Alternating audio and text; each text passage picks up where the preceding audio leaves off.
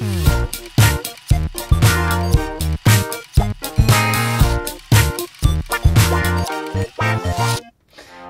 my name is Beth and I'm the sewing pattern designer and blogger at Sew DIY. In today's video, I'm going to peel back the curtain and give you a peek inside my scrap box. Or I should probably say scrap boxes. My scrap collection is not tiny, but I've managed to get it to a place where it's not totally overwhelming for me. And so I'm going to show you how I store my scraps, how they're organized, and how I plan to use them. Let's get started. So I usually have some sort of bag or box that's my active scrap bag. And this is just a place where I can throw everything in while I'm working. And then later, once it gets full or I feel like it, I will go back and organize all the scraps in here. So let's get to the organized scraps.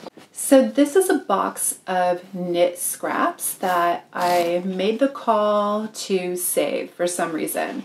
They're kind of interesting fabric like this velvet or kind of bigger pieces that I think could be used in a project, but I didn't feel like putting them in my regular stash for some reason. I honestly don't remember my plan for this. I think maybe I thought it could also just be fabric that could like create an extra lining in a quilt or something. So this is a box of knit scraps, kind of miscellaneous. This is where I have some swimsuit fabrics, some old bras that I want to take the underwires out of, and then some other big pieces of fabric that I don't have a plan for. I have a couple of pieces of wool fabric that I don't know what to do with because I'm allergic to wool. And then just other stuff I probably won't use in the near future. So some sequins. This fabric is actually fabric scraps from my grandma. This is more fabric scraps that I inherited. I think this is like a dress that was taken apart. I don't think I took it apart. So yeah, this is fabric scraps that I think came from my great aunt Miriam, and I don't know what my plan is for this. They're really cool, you know, like some really cool fabrics. This was actually a vintage fabric that I made a top from, but otherwise these came from great aunt Miriam. Gosh, I kind of even forgot about this. So I should maybe add that to my list of like, figure out what to do with those random scraps. Yeah, gosh, this is like a sad box. But it's kind of organized, you know. My swimwear's in there. So that's tub number one. And in case you were getting worried about me, there's only one more tub. This is the main scrap tub, and this is where I have everything organized. So here's a bunch of scrap denim, non-stretch, so that's pretty cool. I've made a quilt out of scrap denim, so that's what this would probably be, or for like small bags and stuff. Here's a bunch of white fabric, again, really useful for quilting. Okay, these are fabrics from IKEA. I think they were like duvet covers or something, and I've been using them for muslins. Okay, now here's like my madness. I have a bunch of these bags and I've organized by color. So, what do we have in here? Okay, this bag, this is all like light blue, muslin color. So when I like to do my quilts, I like to have them kind of monotone. And so here, this quilt would be all cream and blue, and having all the colors organized already makes it really easy to start that project. Everything is folded flat, and that's going to be easier later on because I'll have to do less pressing. And then this mesh bag I just got from Daiso. Okay, what's in here? Oh, okay. These are some little stars out of vintage cotton that I actually made when I was in high school. So again, it was fabric from my grandma, and I sewed them together into stars. I should like make a quilt or something. Here are a bunch of yo-yos that my grandma made. Yep.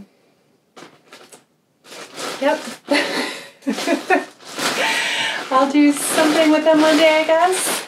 So this is actually a project bag that I made years and years ago, like probably 15 years ago. And it's really nice just for organizing stuff. So this one has a bunch of navy, chambray. So it's all of these like dark blue tones. That stripe is just the lining.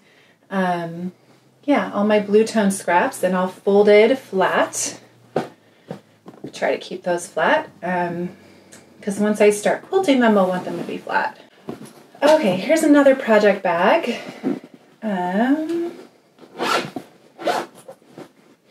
Oh, so here I have kind of blue-green colors. So this is a vintage fabric that I made a dress out of. It's a cotton or cotton blend. And I've just grouped all of these kind of green blues because I think they would look pretty together in a quilt. I'll slide it back in there.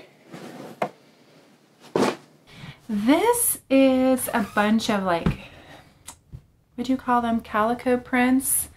So just a bunch of prints. I actually made a dress out of this.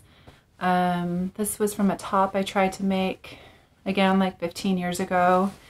And then I have all these strips of fabric that I had like once cut up all my scraps into strips, and then I hung the strips to like create this little wall hanging.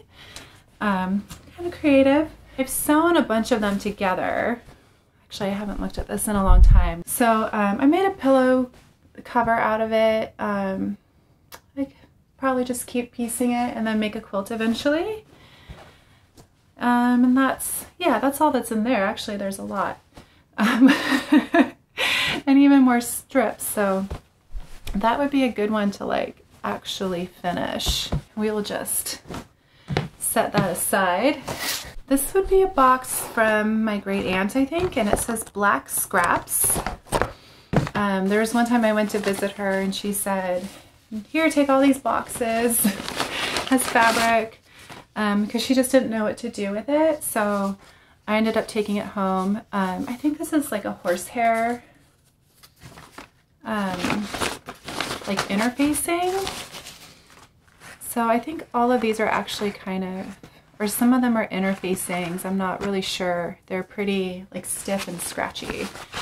Again, like, what am I gonna do with that? And I guess the bigger question is, why do I save it? Here's another one. So I had this idea to do a quilt using a bunch of like seersucker and gingham.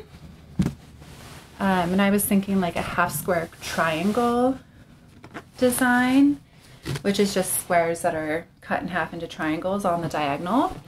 So this is all the like plaid, seersucker, gingham, a little bit of floral that I think is pretty with it. So yeah, some stripes, again, just like a bunch of stuff that all the colors go together. It's really pretty and like summery, and one of these days it'll become something or multiple things. So kind of my rule of thumb with saving the scraps is it has to be like maybe a chunk like this big, and then I know that like that's enough to use when piecing a quilt. Once it gets smaller than that, it's just a little less useful.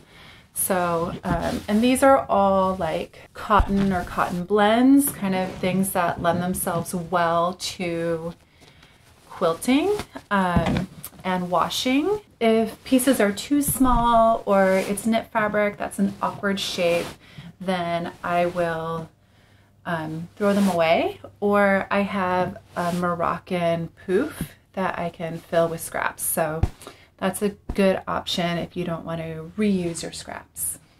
Okay, that's actually it or like almost did. I have some other scraps in another box, but this is how I organize my scraps.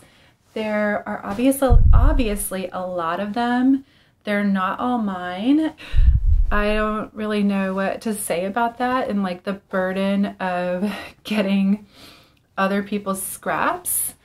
I think I could probably like just spend the rest of the year making things from these scraps, and maybe then I'd be done.